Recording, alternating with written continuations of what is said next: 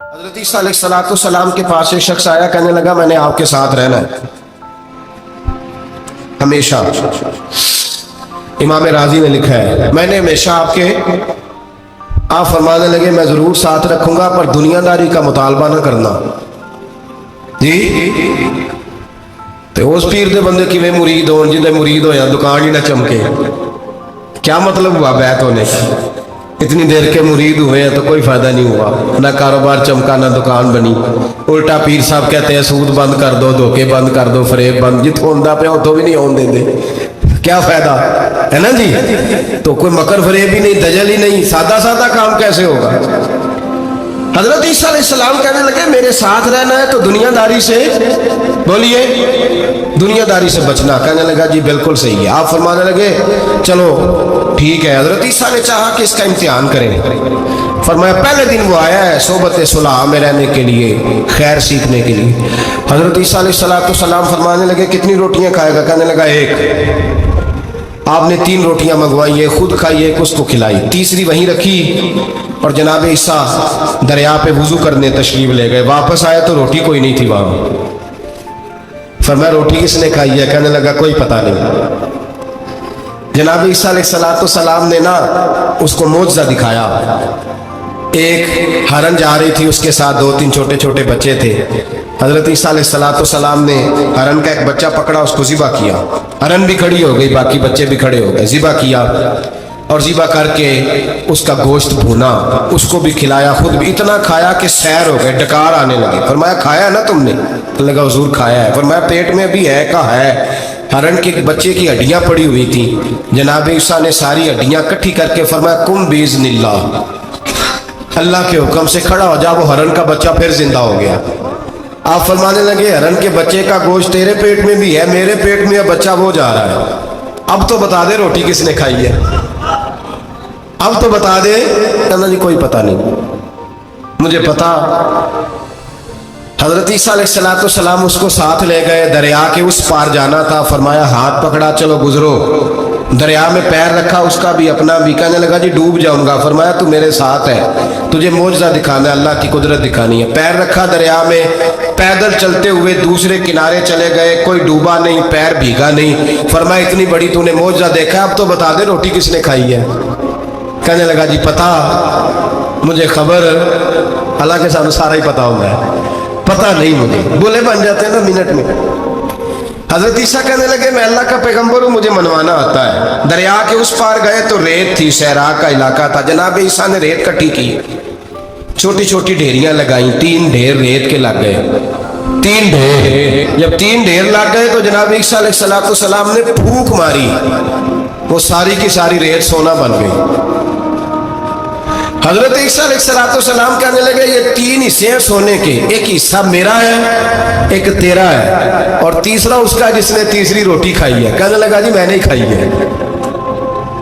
تیسرا حصہ اس کا جس نے تیسری روٹی کھائی۔ کہنے لگا جی روٹی، فوراً مان گیا بے قدرہ کچھ قدر نہ جاتی، کیتی خوب تسلی ہو، اے دنیا دار پجاری زردے کتیاں دے گل ٹلی، میں نے کھائی ہے۔ وہ میاں صاحب کمال کر گئے، اور ایک شخص لے گیا میاں محمد بخش علیہ رحمہ کو تانگے پہ بٹھا کے، کہنے لگا یہ پہلی بھی میری، وہ بھی میری، وہ باغ بھی میرا، یہ میرے چاچے کی، وہ میرے تائے کی، یہ میرے دادے کی، بڑے مالدار ہیں۔ آپ فرمانے لگے چل چھوڑ کوئی اور بات بھی کر۔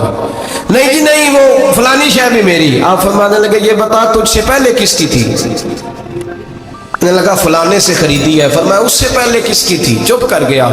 آپ فرمانے لگے دانش مندہ نہ کم نہ ہی دل دنیا نہ لانا، اس بوٹی کئی خامد کیتے، جو کیتا سو کھانا، چھوڑ اس کی بات نہ سنا، اس کا تو کبھی کوئی مالک ہوتا ہے کبھی کوئی ہوتا ہے۔ کہنے لگا جی میں نے ہی کھائی ہے روٹی۔ تو حضرت عیسیٰ کہنے لگے تو نے ظلم کیا، نبی کی صحبت پر تو نے ایک روٹی کو فوقیت دی، ایک روٹی، اور مجھے دھوکہ دیا اللہ کے پیغمبر کو۔ فرمایا جا میں نے مال کا کیا کرنا ہے، سارا ہی سونا تیرا ہے، 3 ڈھیریاں تو ہی رکھ لے۔ حضرت عیسیٰ کہہ کے گزرے تو پیچھے سے ڈاکو آ گئے، تلواریں ہاتھ میں، 2 ڈاکو، سونا پڑا ہوا دیکھا۔ کہنے لگے تیرا ہے؟ کہا میرا ہے۔ کہا اٹھ دوڑ جا تجھے قتل کر دیں گے۔ منت کرنے لگا، کہنے لگا یار اس طرح کرو نا، بانٹ کے کھاتے ہیں، بانٹ کے کھا لیتے ہیں۔ बात तय हो गई, एक एक डेयरी के मालिक हो गए। अब वो बातचीत होने लगी, नाम पता वाकफियत हो गई, तारफ हो गया। अब वो जो दो डाकू थे उनको वो शख्स कहने लगा भूख लगी है यार को रोटी खाओ, कुछ पैसे दे के एक को भेजा। वो जो दो डाकू थे उनमें से जो कमजोर था उसको भेजा कि जाओ खाना लेके आओ। वो खाना लेने गया तो पीछे से कहने लगा तेरा रिश्तेदार है? कहा नहीं। कोई ताल्लुक? कहने लगा कोई नहीं। आधा हिस्सा क्यों देते हो? कहने लगे कमजोर सा बंदा है, रोटी शोटी ला देता है, मेरे काम शाम करता है, तो मैं इसको आधा। उसने कहा दफा करो, छोटे छोटे काम करता है तुम आधा हिस्सा देते हो, आता है तो पकड़ के कत्ल कर देते हैं, सोना आधा आधा बांटेंगे। ठीक हो गया जी। वो जो रोटी लेने गया था वो भी कहने लगा मुझे तो नौकर समझा हुआ है ना, खाने मैं लाऊं, पानी मैं लाऊं, बिस्तर मैं बिछाऊं, आज इतना सोना हाथ आया, बड़ा डाका लगा, इनको कत्ल करता हूं ना दोनों को तो सोना मैं कब्जे में करता हूं। उसने भी धोखा देने का इरादा किया, खाने में जहर मिलाया। इमाम राजी फरमाते हैं वो जहर मिला खाना लेके पहुंचा, रोटी रखी थी, इन दोनों ने यक बारगी हमला किया, उसे कत्ल कर दिया। कत्ल करके लाश दरिया में फेंकी, मस्त होके खाने लगे। जब सैर हुए तो फिर पेट कटने लगा, अंतड़ियां टूटने लगी, नाक मुंह कान हर चीज से खून निकलने लगा। चीखे मारते कोई सारा सोना ले ले हमें बचा ले, सारा कुछ ले ले जान बख्श दे, रोने लगे तड़पने लगे, लेकिन अब कोई बचाने नहीं आया, कोई दाद रसी को ना आया।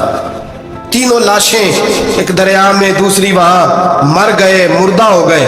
हजरत ईसा अलैहिस्सलाम चंद घंटों के बाद गुजरे तो लोगों ने कहा हुजूर ये क्या है? फरमाया दुनियादारी का अंजाम, लालच का अंजाम, धोखे का अंजाम, फरेब का अंजाम। ओ भाई बीमारी लग गई सेठ साहब को, मालदार साहब को, चौधरी साहब बीमार हो गए, करोड़ों रुपया पड़ा है तिजोरी में, लेकिन शिफा कभी खरीदी नहीं जा सकती, सेहत किसी दुकान से मिलती नहीं, धोखे से इकट्ठा किया हुआ माल वो पड़ा है सामने, लेकिन इसके मुंह से चंद निवाले नहीं उतर रहे। जिंदगी जो धोखे से लोग माल इकट्ठा करते हैं, फरेब से इकट्ठा करते हैं। इस तरह के मज़ीद इस्लामिक बयान देखने के लिए हमारे चैनल को सब्सक्राइब करें और वीडियो को लाइक करना मत भूलिए।